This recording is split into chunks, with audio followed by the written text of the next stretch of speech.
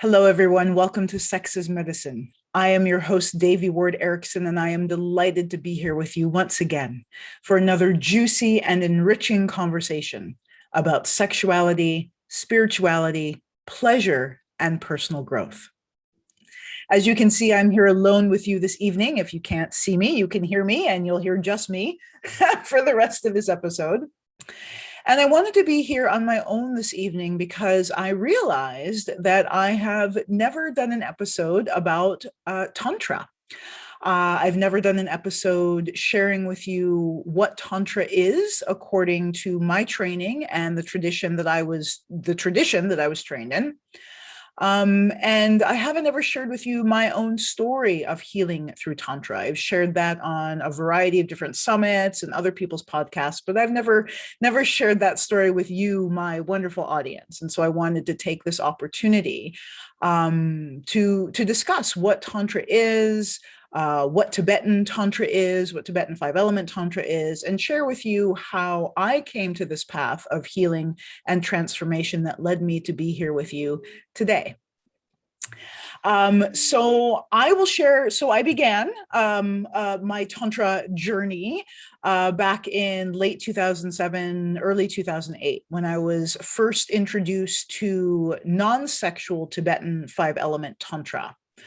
And I was introduced to non-sexual Tibetan 5-element Tantra as part of a healing practice that I was engaging in. I was working with a natural healthcare practitioner who was performing herbal and energy medicine on me and with me.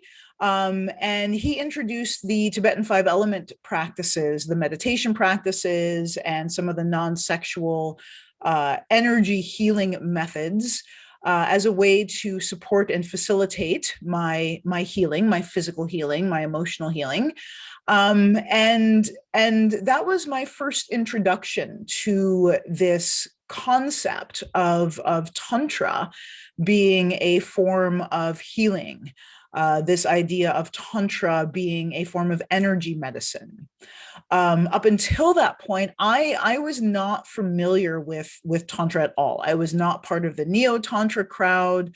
I had vaguely heard of it through a couple of previous partners. And I really didn't understand it. And I really didn't see the benefit of it, aside from my partners being able to last longer, my male partners being able to last longer in bed. That was a benefit that I enjoyed. But I didn't understand how that related to our spirituality. And I didn't understand how sexuality could help us be closer to God or experience more of our divinity. I think growing up, I always had an inherent sense that there was more to human sexuality than we had been led to believe. I intuitively knew that there was a healing power and a capacity for healing that could be found in our sexuality. But in terms of Neo-tantra, what I was seeing in my early 20s, leading up to my 30s, what I was seeing was a very Eurocentric demographic. And there was nothing about it there was nothing about what I was seeing that attracted or drew me. It seemed odd. It seemed weird practices, doing weird dancing and making weird sounds. And again, I just didn't understand how that was going to make me have more pleasure and feel more, sexually expressed. And little did I know at the time that a lot of what I was seeing was not actually authentic Tantra. It was Neo-tantra. So hence my lack of resonance there.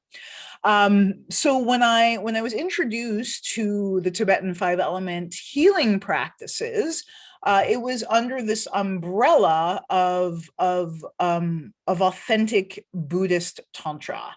And the understanding or the premise or the foundation of the practice was around using visualization and mantra and attention and focus to engage the energy body and to catalyze healing.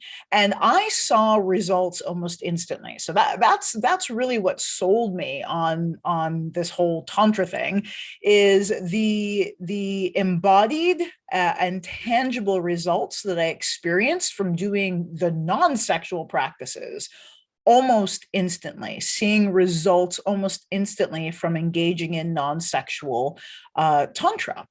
And from my point of view, having an experience of almost like night and day in terms of, feeling disconnected from my body, feeling disassociated, feeling disconnected from other people, to doing these meditation practices a few times and feeling as if I finally landed in my physical body, being able to feel and sense the humanity of the people that I engaged with and encountered on a day-to-day basis. The experience of embodiment was new for me, particularly in relationship to a spiritual path, because the spiritual path that I had been on previously was very much focused on disassociating from the physical form. So for this practice, this 5-element practice, for me to begin engaging in it and then to feel as if I was coming home to my body, that was revolutionary in and of itself. And so the results I experienced from the non-sexual practice made me very curious about the experience of doing these methods sexually, and made me more inclined to go down that path. If I hadn't had such tangible, extraordinary results from the non-sexual experience of Tantra, there's absolutely no way I would have been brave enough or curious enough or confident enough, I would say, to engage in the sexual application of these methods. So that was my introduction to Tibetan 5-element Tantra. It was not in a workshop. It was not in a class. I didn't read a book. I was not interested in, I was not exploring sacred sexuality and seeking anything. These methods quite literally fell into my lap as a way to catalyze healing of the physical body by engaging the energy body. And so that the issue, the illness, the dysfunction that had caused me to reach out to this natural health care practitioner, that was alleviated through these methods. It was alleviated through a combination of herbal medicine and energy medicine, and the illness that I was experiencing was corrected. It did go away. It was, what is the word I'm looking for? Cured. It was cured. From the methods that we use. So after my illness was complete and I had been engaging in the non-sexual application of these methods, I was invited to begin and engage in a period of formal training in Tibetan Buddhist sexual tantra. And my mentor went through, so traditionally with Tibetan Buddhist sexual tantra, there is a formula for training somebody in these methods in a way that's in alignment with the tradition. And so my mentor initially asked the Lama for permission to train me, who was a novice and was not a Buddhist at this time. So my mentor asked for permission to introduce me to these methods and train with me in these methods and train me in the sexual application of these methods. And then my mentor and I had a formal agreement. We agreed that we would practice these methods together for the purpose of personal healing and spiritual realization for a period of 6 months. So it was a closed container, so to speak. It was for a very specific purpose, for a very specific amount of time. And during this 6 months, my training consisted of approximately 5 hours of sexual and non-sexual tantra, approximately 4 days a week. So I was engaging in about 20 hours of training per week, every week for 6 months intensively. And at the same time, I was also continuing to cultivate and practice nonviolent communication, both personally and professionally. And during this time, I also was introduced to Vajrayana Buddhism, and began practicing the deity yoga practices of Vajrayana Buddhism, and training and studying Vajrayana Buddhism under Lama Tashi, who became my root Lama. I took refuge in the Shangpa Kagyu tradition of Tibetan tantric Buddhism. I received the name Palden Lamo, which means glorious goddess, who also happens to be like the Tibetan version of Kali. No surprise there. And I aligned my and committed. I aligned and committed my life to this to the realization of enlightenment, to the cultivation, the practice and the cultivation of ultimate consciousness through Tibetan Tantra yoga. So that's how I came to Tantra. And part of my training in this was again, it was in this formal container, but it wasn't a formal training, and like I was going to a classroom and reading books. This specific lineage of Tantra is referred to as an oral tradition, and that's because the teachings have been passed down from teacher to student in an oral tradition, meaning spoken tradition, for over 1,200 years. So these teachings were, the focus was on not on writing them down and studying texts and books. It's not an academic scholarly pursuit.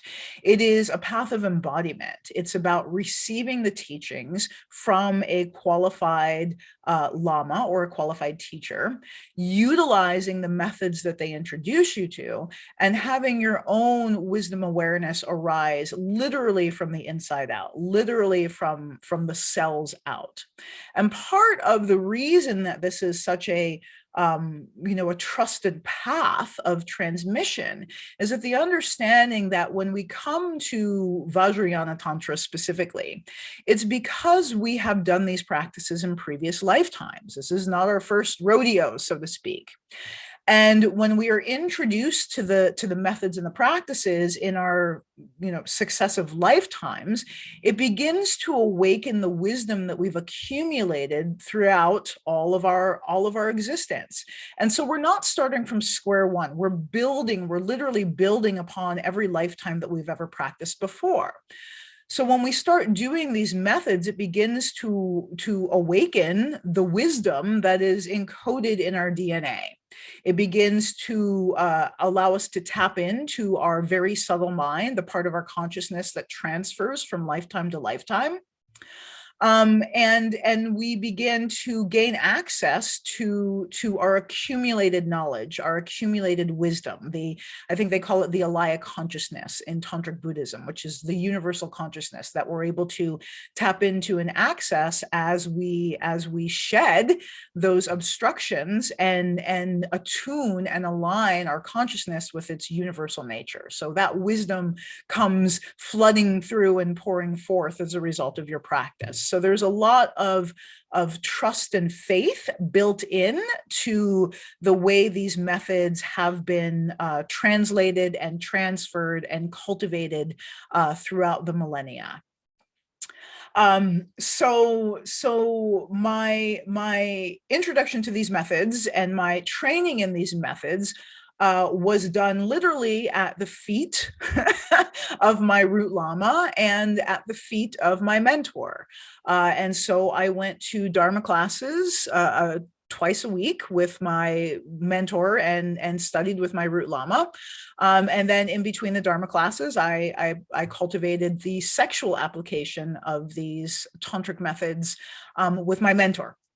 And my Lama oversaw that, so to speak. He oversaw the spiritual development and gave guidance to both of us about what practices we should do, and what practices I wasn't ready for, and what practices were appropriate for me, both sexually and non-sexually. So we had this guidance, this spiritual guidance, and the spiritual wisdom that was helping direct the path of my training. And the healing was phenomenal. It was indescribable. I often say that the people who knew me then literally don't recognize who I am today, and vice versa. You would not recognize who I was 13 years ago. I was a very different, I emanated as a very different type of person, because I had an accumulation of unprocessed and unmetabolized trauma that I was, just existing with and existing within. So I'm pausing here because I'm thinking of where to go from here, because I wanted to kind of give you guys an overview of what Tantra is in general, as just as a theory, but I also wanted to share with you, my understanding of Tantra, because my understanding of Tantra is very different than the Googled version of Tantra. And it's very different than the Neo or the new Western version of Tantra. And it's very different than most Indian understanding of Tantra from what I've been able to understand, because I was only trained in Tibetan Buddhist Tantra. It was a very, very specific niche. And so I wanted to share about that, and also some of the reasoning behind that. So in the general broad, understanding of Tantra is a spiritual science that was developed in India several thousand years ago. And I share that frequently, because it's very important to understand that Tantra is a spiritual science. If you take the spirituality out of Tantra and you focus just on the sexuality of it, or the orgasm, or the bells and whistles, if you take the spirituality out, it's no longer Tantra. Tantra is a spiritual science. If there's no spirituality in it, then it's not Tantra. It's something different. So at its core, it is science. It's a science that has been cultivated and developed and refined for thousands and thousands of years. And there are a variety of traditions and methods and practices and lineages that fall under the umbrella of Tantra.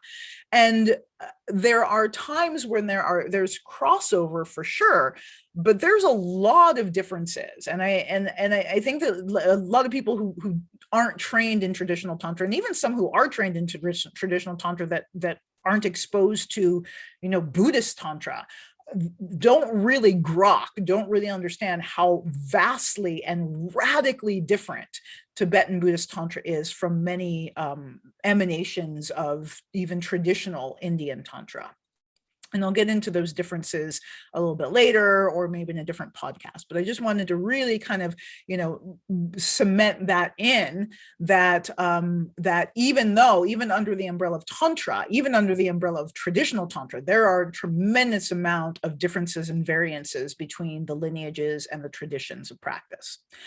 So my training, again, was in Tibetan Buddhist Tantra. And so I was part of this tradition. Part of what I was told is that Tibetan Buddhist Tantra is actually the originator of even the Indian Tantra. Tantra comes, and this is the understanding in Tibetan Buddhist Tantra that I was introduced to. It may, other people may have different understandings, but this was what I was introduced to, was that the wisdom of Tantra comes from beings who are called Buddhas, right? So Buddha just means enlightened being. It's someone who's realized their ultimate nature. And there, so far on this planet, have been at least 3 Buddhas. So there's the Buddha Shakyamuni, which is responsible for modern day Buddhism. But then there was a Buddha from 17,000 years ago named Buddha. I'm going to look him up right now because I always disasterize this name. It's Tonpa Shenrab, Tonpa Shenrab. So Buddha Tonpa Shenrab. You can look him up if you're curious and you're interested. And he was a Buddha in Tibet for like 17,000 years ago. And he gave the people of Tibet the 5 element teachings. They were part of what's called the Bonpo tradition, that was a vibrant and alive part of Tibetan spiritual practice, basically until it was assimilated into Buddhism in about the 7th or 8th century CE. So Before our current Buddha, Siddhartha Shakyamuni, there was a Buddha before him. And my understanding is that there was a Buddha even before Tanpa. So there's been 3 Buddhas. And so my understanding is that even the Vedas in Indian Tantra, even the Vedas and the tantric wisdom that is said to originate in India, actually originated with Buddha Tanpa Shenrab. That was my understanding, part of my study and my introduction into Tibetan Buddhism, that even the Vedas, which are recorded to be about 10,000 years old or older, those were translations, and those were translations from the teachings of Buddha Tanpa Shenrab. So when I first began training in Tibetan Tantric Buddhism, again, that umbrella was that, well, all of the righteous and true teachings come from Tibet anyway. So why study that Indian stuff? And I apologize if that makes people mad. I'm just being transparent about what my training was. And there is some beef. I will say that there's some beef between, Indian, Hindu tantric branches and Tibetan tantric branches. And you'll see this in some of the iconography and some of the texts. They spar a bit between those 2 traditions of like who's better than who and who started first. There's a little bit of fighting about that, controversy about that. So I was indoctrinated into this tradition that believes itself to reign supreme, be the originator of all things Tantra. So where modern day Buddhist Tantra began is when Padmasambhava who was an Indian yogi who was acknowledged as enlightened and realized, when he came to Tibet and married the Queen of Tibet, and he and she, her name was Yeshe Sogyal, Yeshe Sogyal and Padmasambhava established Buddhism in Tibet through their sexual union. So the way Buddhism was established in Tibet was through these sexual tantrikas, this Padmasambhava and Yeshe Sogyal. And both of them, Padmasambhava and Yeshe Sogyal, had a multitude of disciples and consorts that they practiced tantra with, that they practiced sexual tantra with, and that they cultivated their experience of realization enlightenment through sexual yoga, tantric sexual yoga practices, for as long as they were alive. And these consorts were in Tibet, they were in India, they were, moving between these 2 countries. And I want to reiterate this, that the sexuality was a key component of that. So from the inception of Tibetan Buddhist Tantra, sexuality, sexual pleasure, sexual realization, sexual yoga practices have been a part of it from the beginning, from the very beginning. There was not this separation of sexuality from spirituality or sexuality from our humanity in the path of authentic Buddhist Tantra. The monks would abstain from sexuality, and that was part of their monk vows, but that was not required in order to practice Tantra. Celibacy was not required to practice Tantra. And in fact, it was, it's pretty unrealistic for householders and the rest of us to even, try to presume to take vows of celibacy. It's unnecessary, and it's unnecessary, and it's quite frankly unsupportive, or can be unsupportive for many of us out in the world, in and of the world. And also our sexual pleasure, and this is part of the Tibetan tantric tradition, our sexual pleasure is a key component in our path of realization, and our sexual pleasure is a gateway to experiencing our enlightened consciousness. So why would you not want to cultivate and engage and work with your sexual energy if it's actually A, it's awesome, it feels good, and B, it's actually a portal to greater levels of self-realization. So the sexuality is a key component of how Tantric Buddhism in Tibet was established and began to flourish and grow. And then in terms of our specific lineage, the Shankbakagyu lineage, which is often referred to as the secret lineage or the secret tradition, because the teachings were passed down only from with only one receiver in this oral tradition for 7 generations. So the legends or the stories or the texts say that the Shankbakagyu lineage started with 2 women from northern India, and these 2 women were Naguma and Sukasiti. And Naguma is the one that I really resonate and align with. And Naguma was a Black woman. So I don't know if it's, she's like African Black with kinky hair, but she's referred to as the Black Dakini. And she is said to have had, black skin. So she was a very, very dark skinned woman. And she also, because there was colorism even back then in India, she was actually, from what I understand, looked down upon or, ostracized in some ways because of her skin color. And I will say that up until recently, when I've seen images or tonkas or paintings of Naguma, she's always been depicted with either white alabaster skin or very, very, very light beige skin.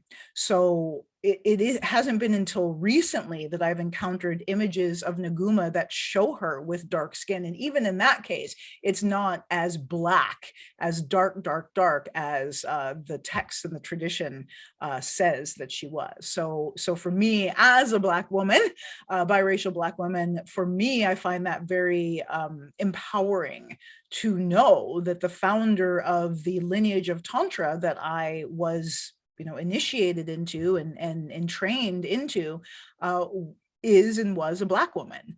And it's also notable that their school really focuses on bringing the tantric wisdom, sharing this tantric wisdom with communities of color to catalyze healing and reparation from centuries of abuse. So there's that. Tantric Buddhism was established in Tibet through sexual yoga practices by Padmasambhava and Yeshe Sogyal. And then the Shankbakagyu lineage specifically was founded by Naguma, who engaged in sexual union practices with a Tibetan yogi named Khenpo Naljor. So Khenpo Naljor was a realized, enlightened Tibetan dude in his own right. And he was cruising around looking for more teachers, and he was referred to Naguma, who lived in India at the time. And so he went in search of her, went hunting through the jungles and mountains to find this Black Dakini, and he encountered her, and she, made him jump through some hoops and prove his worth and value. And then she agreed to be his teacher, to be his instructor. And what I find fascinating in this is that Khenpo Naljor was a Bon Po. So what that means is that the Bon tradition is where the Tibetan 5-element practices come from. It's a shamanistic tradition. It's an understanding of the elements that make up the environment that we live in: earth, water, fire, air, and space. Everything in physical reality is an emanation of earth, water, fire, air, and space. Our bodies, our environment, everything. And in order to be in good health, body, mind, and spirit, we need to be in balance and harmony with the elemental energies in our environment and in our bodies. And so, like the world today is a perfect example of how much dysfunction occurs when we are out of balance. So we see the environment. Right now, there's been fires, like the worst fires on the planet. Happened this summer. There's a fire in Siberia that's like bigger than the United States or something, bigger than all the fires in North America combined. Where I live in British Columbia, like we had, fires all over the place. We're boxed in by fires. There's floods, there's hurricanes, there's like just horrendous shit happening in terms of this planet and its climate and its environment. And this is all a result of human-caused imbalance. And this human-caused imbalance that's happening in our environment is a reflection of the imbalance that exists in our own minds as human beings, as individuals, and as a society. I don't know anyone who could look at our current society in North America, particularly, and say that it's a healthy, thriving society. There's poverty, there's trauma, there's 1% of people own all the wealth and everybody else is scrapping and struggling. There's, COVID pandemic has occurred and there's people getting, thrown out on the street. Like it's absolute insanity what's happening in our societies and on our planet, both as a species, as individuals, as communities, is literally insane. We are literally like on the brink of destruction. I often wonder, like, what's going to happen next? And are we going to make it through another day, another week, another year, given what's occurring right now? And all of this, when it's viewed through the lens, at least my lens of Tibetan tantric Buddhism, all of this is simply an expression of imbalance. And so the key is to recognize what the root cause is. The root cause is imbalance, and work to rectify that, work to cultivate balance, work to rebalance. And so this is part of what the Tibetan 5-element teachings offer us, is they are a way to reestablish and recreate, literally, elemental balance in our body, in our mind, in our speech, in our reality. And when our brains, when our minds and our view and our lens is in balance and harmony, then the way we interact with our environment is going to reflect that, is going to be one of balance and harmony. And I can attest to this in my own life. I mean, I just, like, my journey of healing and growth and transformation and evolution is quite phenomenal. And I can say that the way that I live in harmony and balance with my environment today is, is light years beyond anything I could have conceived of 13 or more years ago. So all of this is circling back to say that Khenpo Naljor, he was a Bonpo. And so he was firmly established in these 5-element teachings and an understanding of how to work with the elements and how to work with our environment and how to work with those elemental energies in our own body and mind in order to cultivate growth and healing and enlightenment, ultimately. So Khenpo Naljor hooks up with Nguma, and they start practicing. She initiates him in some tantric Buddhist practices. I would guess that he's sharing some of his 5-element practices, and together they create these yogic methods of healing and growth and evolution and transformation, and how to cultivate and utilize these methods with your sexual practice, how to harness the pleasure generated, the pleasure energy generated through your sexual practice, how to harness this energy and direct it for specific purposes. And so that's how we came to having the Shangpa Kagyu tradition, was that union between Khenpo Naljor and the 5 elements and the Bonpo tradition and Nguma and her realization of tantric Buddhism. And so Khenpo Naljor took these teachings back to the Shang Valley in Tibet. And he was instructed by Nguma to only share these teachings with one disciple, or one, I don't know what the word is, one student, one, whatever, not predecessor, but person that's going to carry the tradition forward, one person who's going to carry it forward, one per generation. And so Khenpo Naljor gave them to his student, and that student gave them to their student, and so on and so forth. And there is a lineage that you can look up of the names of the people that this was passed down through the millennia. And eventually these teachings ended up in the mind and body of Kalu Rinpoche, the former Kala Rinpoche, who died, I believe, in the 1880s. But before he left his body, he shared these teachings with my Lama, my root Lama, Lama Tashi Dundrep.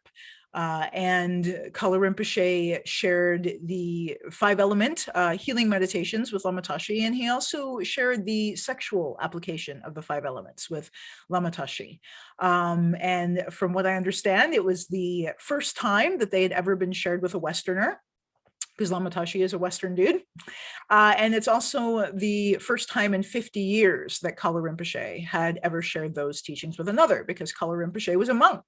And so, generally monks don't receive or need sexual teachings, but because Kala Rinpoche is the founder and the head of the Shangpa Kagyu lineage, even though he was a monk, he received all of the instruction and all the teachings that was necessary to carry the lineage forward. And then Kala Rinpoche also took a break from his celibacy vows to engage in sexual union practice to cultivate a higher and greater levels of realization. Because even when you're a monk, apparently adding the sexual yoga practice is an important piece to achieving full realization and full enlightenment in this tradition. So Lama Tashi received these teachings, and then Lama Tashi shared the teachings with my mentor, and then they were shared with me. And so that is how we come to having Tibetan 5-element Tantra here with us on this planet and in North America, being disseminated in the way that it currently is through the Institute of Authentic Tantra Education and our many graduates and practitioners and students out in the world. So that is my understanding of Tantra in a nutshell. As I was saying, I haven't studied Indian or Hindu Tantra, except to understand the differences between those traditions and the tradition that we practice. Another thing that was really impressed upon me was that when you find your lineage, you practice within that lineage. So it's not like you can't receive teachings from other people. I've received teachings from many Rinpoches and Lamas. I've read books here and there. But when you find your one, so to speak, your soulmate, Tantra, your path of realization, that you really focus on cultivating the methods within that tradition, because you are establishing and laying the pathways of your energy body in a very specific way. And the thing to understand about Tantra is it's energy body yoga, at least in our tradition. It's really about enhancing and maximizing and optimizing and working with your energy body, which is in this tradition is considered to be senior or superior to the physical body. And so when we're engaging in Tibetan Buddhist Tantra, we are actively reinforcing and establishing, and as I said, laying the pathways of the energy body. And those pathways are very, very specific to each lineage. And so in the Shangpa Kagyu tradition, we have a way of arranging the elements and the energy pathways and working with that energy in a very specific way. And in another tradition, even in Tibetan Tantric Buddhism, they may have the elements in different places and they may work with the energy body in a very different way. And so if we keep, flipping back and forth between these two different energy body yogas, it's going to create confusion in the energy body. And it's never going to be able to just kind of like settle and anchor in and begin metabolizing and utilizing the energy that's generated because of the instability of wish-washing, being wish-washy with your energy body, essentially. So when you find your heart song, your tradition, really being disciplined about focusing on the methods as they're presented by your root Lama in that tradition. And again, you can hear and listen to teachings from other lineages and, practitioners and that sort of thing, but just being mindful that, if you're going to start playing with different energy body yogas, that you should switch your lineage and stick with that one. So if you find the one that resonates better for you, then switch your lineage, then switch your energy body yoga practice and focus on that. You can't cross the river standing in more than one boat at the same time. So that's kind of the ideology behind that. So my training, as I've said, is very specific. It's not, it's not like a world overview of all things tantra, and we're going to take little bits from this tradition, little bits from that tradition. That very much is uh, demonstrated in the Neo-tantra realm, where there's bits and pieces of different traditions and different teachings, and very often they aren't being practiced under the guidance of a lama, and they aren't being oftentimes they don't even know what lineage some of these methods come from, and they're not being practiced under the umbrella and with the support and under the auspices of a particular spiritual tradition. And so, buyer beware. It's a very Western kind of thing, in my opinion, to kind of what is it called, sample. Right, and kind of piece together different methods from different traditions, and without necessarily being deeply rooted in that tradition.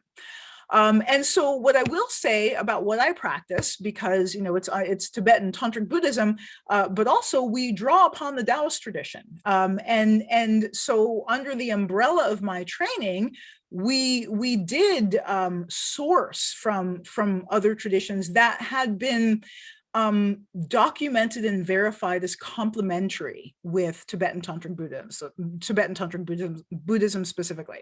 So, keeping in mind that during this flourishing of tantra and the early centuries of these millennia, modern millennia, there was a large exchange of ideas between China, Tibet, Persia, and India.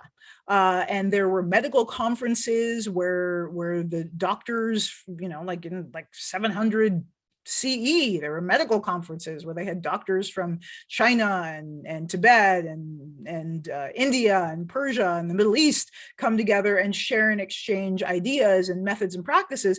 And spirituality was part of it from the beginning of Tibetan medicine. Like Tantra has been a part of Tibetan medicine from its inception, right? Using Tantra to heal. Tantra is a healing method, a healing tool, has been part of it from inception. So there has been an overlap and exchange of ideas historically in that region. And so under the umbrella of Tibetan Buddhist Tantra, in terms of some of the physical yogic practices, there is overlap with the Taoist tradition. So working with the pelvic floor and breathing practices, an understanding of the microcosmic orbit and the governing and conception vessel, and understanding how pleasure is medicine, and how sexual pleasure can balance and enrich the essence of the body. So that's found in Tibetan medical tantra and Tibetan medical theory as well. So under the umbrella of my training, what practices that were originally sourced from Taoism were present. Some of the sensuality practices that I believe originated in some of the Indian Buddhist Tantra, the honoring and the worshiping of the divine essence in each other, the sensuality, the breath yoga practices, some of just like the sensual intimacy practices. Those were part of under the umbrella of tantric Buddhism and under the umbrella of the Tibetan tantric Buddhism and what I trained from. So even though the lineage is very specific, there's influence. You will see influence from other traditions woven in to the teachings because of the proliferation of the exchange of ideas that occurred in that region as these methods were originally being cultivated and developed. And then my mentor themselves was trained in these various different styles and emanations and expressions of Tantra, and disseminated them to me under this umbrella of Tibetan 5-element Tantra. But in terms of nothing, I'm going to leave it there. don't know what my next thought was going to be. So in Tantra, I guess, the thing to know, what is Tantra? It's spiritual science. The thing to know is that there's many different traditions and many different lineages. And from a traditional tantric point of view, according to our Lama and according to many of the other traditional tantric teachers that I have received teachings from or read works from or spoken to personally, very often in traditional tantra, it's understood that in order to be practicing authentic tantra, quote unquote authentic tantra, you must have a teacher and you must have a lineage of practice.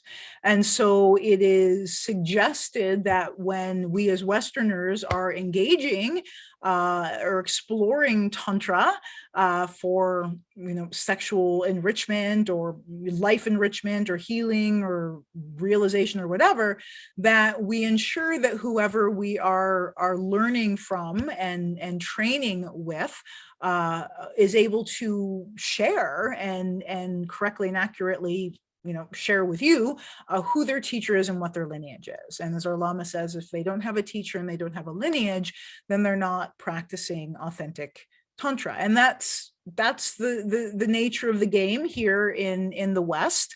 It's important to understand that Western Neo-tantra, that's the term, is rooted in cultural appropriation from the colonization of India in the late 1800s and early 1900s, and that's where it came from. And that doesn't mean ultimately that there aren't some benefits to Western Neo-tantra. There are people that have found healing and transformation and personal growth and spiritual growth potentially from engaging in Neo-tantric methods. And it's just important to know that it is not traditional Tantra if you care about such a thing. And that not everything that's being presented actually is Tantra. Some of it's some of it has no relationship to Tantra whatsoever. And the word Tantra is being used as for marketing and branding, but it's not being used in integrity. So it's important, again, I reiterate this regularly for our audience, because of the world that we live in and because there is confusion about what Tantra is. And because, we myself personally and our students and graduates get called upon to speak to what Tantra is and, present in different realms what Tantra is. And so my desire is to clarify and help bring awareness to kind of this mishmash of what is understood to be Tantra in the Western understanding. And that's also one of the reasons why we referred to what we do as authentic Tantra, though some people may take issue with that. It's because when I was coming out of Kauai, having trained under this umbrella of this very sacred, sexual yogic practice under, the guidance of a Lama and just, in accordance with the lineage, and it was all very profound and in integrity and honoring and sacred and in alignment with the tradition as we understood it. And so when I came out of Kauai and came to Vancouver, I was confused and I was alarmed, quite frankly, by what was being promoted as Tantra. I was confused by, saying that I was a Tantra coach and getting calls for sensual massages and erotic massages, and I didn't understand how the word Tantra brought to mind, erotic massage, because that was not any part of my training. So I found that confusing and alarming. And so initially I and we began referring to what we were sharing as authentic Tantra to distinguish it and separate it from what the Western understanding of Tantra was. And because we had and do still have this permission from our Lama to share the methods, the Tibetan 5-element tantric practices in this way, specifically for householders, specifically for the mainstream audience, in order to begin reestablishing balance and healing the dysfunction that we have as a society, and particularly the dysfunction in relationship to our sexuality, which causes so much poison, so much unnecessary poison and trauma and wounding. And so our Lama, very insightful and wise, understands and understood the benefit of making these teachings accessible and available for lay people, so that we can begin this healing society, quite literally, from the inside out, from healing ourselves as individuals, healing our most intimate relationships, healing our families, healing our communities, and that ripples out to transform and heal our society at large. So that's where and why we call what we do authentic Tantra, because here in the West, it is an authentic emanation of this tantric tradition. And that's my understanding of what Tantra is and where it comes from. And as I said, it's a very niche understanding in relationship to Tantric Buddhism. And, you know, the thing to understand, particularly about Vajrayana Tantra, which the Tibetan 5-element practices are kind of like your intro drug, so to speak, to Vajrayana Buddhism. The thing to understand about Vajrayana Buddhism is that it is a potent path. It is a spiritual path. So if you just want better sex, then Vajrayana Tantra is not the path for you, because it's really about transforming all illusion. It's really about eradicating any ego, any identification with a small self. And really about healing our brain and our bodies to the point where we can truly be of service and benefit to all sentient beings. It isn't about making money. It's not about sex magic. It's not about how to manifest a new car. All of that can be groovy and wonderful, but that is not the ultimate point and the ultimate goal of Tantra. And so what we offer and what I offer through the Institute is the gateway drug to Vajrayana Tantra with Tibetan 5 elements. And it's really important that you are honest about whether or not you align with these methods and with these practices and with this path, because it is a spiritual practice. It is a spiritual path, and it will have repercussions for you in this lifetime and all of your future lifetimes. And if it is the path for you, expect the universe to blossom and unfold for you. And if it's not the path for you, that's awesome. There are 84,000 different paths to enlightenment. And so the way you'll know if the path is right for you is you'll feel a calling in your heart, a stirring in your soul, so to speak, but you'll feel it in your body. There's a felt sense of correctness. And that's what we found with all of our students and graduates who have successfully come through the school and successfully completed their training program. They often share that they just knew that they read the page, they read the curriculum description, they read what we were about, and they inherently and intuitively knew that this was the correct path for them. And that is literally your soul speaking to you.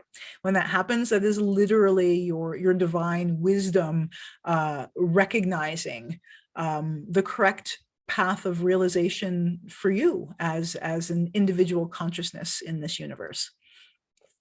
So that's that. There you go. That's the solo version. We're back when I first started this 8+ years ago, approximately. I was doing episodes on my own, and I wanted to kind of circle back and complete this journey with you by being here on my own, and so to speak, and sharing with you my journey of Tantra and my understanding of Tantra and the history of how I came to this and how I was introduced to this and my understanding of where and how these methods came to be.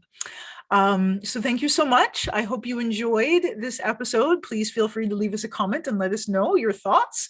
If you're a scholar out there hearing me and I got something wrong, I apologize. Feel free to correct my dates. I don't retain those very well in my noggin. And I encourage you to stay connected to us between episodes at Authentic Tantra on Instagram, Facebook, Twitter, all those social media outlets. And make sure that you go to our website and sign up for our free ebook, Tantra as Medicine, Healing with the Tibetan Five Elements, if you haven't had an opportunity to do that. It's a wealth of knowledge and information, and it's free and available for download at the click of a button. I hope you have a wonderful, wonderful weekend, and I look forward to seeing you again soon. Have a beautiful night.